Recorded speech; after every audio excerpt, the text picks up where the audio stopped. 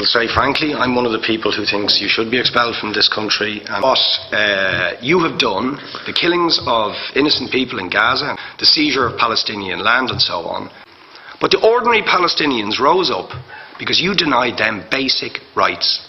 I lived there. It was apartheid. It was racism. It was endemic. It was rotten.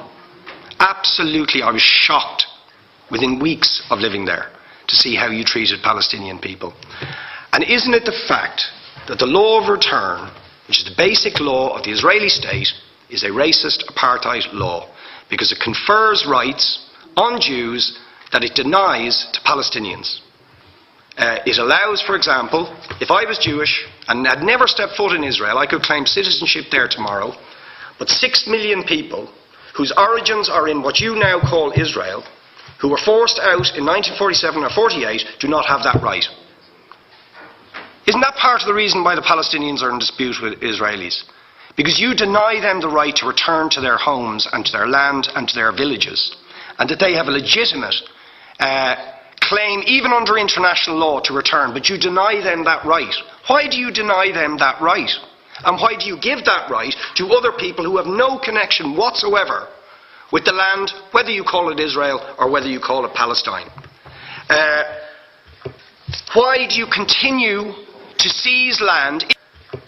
Why do you continue to seize land if you're serious about a two-state solution? Why do you continue to seize land which under that agreement is land designated to be Palestinian land? 500,000 people. You allow that to happen. Why do you allow it to happen? If you're serious about giving this land to the Palestinians, are you not just taking us, Ambassador, for idiots? That you can say with a straight face, we're serious about peace, but while we're serious about peace, we're going to seize Palestinian land. Now you know what the Palestinian people have been asking for. Far less even than some people would ask for. Because I believe the whole apartheid system should be dismantled. But what they've asked for is to lift the siege of Gaza. Just to lift the siege of Gaza. Let them not be dictated to by a government for whom they do not vote as to what can go in and out of their territories, whether they will have power, whether they will have clean water, whether they will have medicine. What makes you think you're allowed to have nuclear weapons and the fourth biggest army in the world and visit destruction on the people of Gaza, but they have no right to defend themselves? They have no territorial sovereignty over that land. Lastly, Ambassador, describe your state as an apartheid state with different laws for people depending on their race or religion. Now, isn't that just the case that, for example, at checkpoints going into the West Bank, there's a channel if you're Israeli or European, and there's a channel if you're Arab?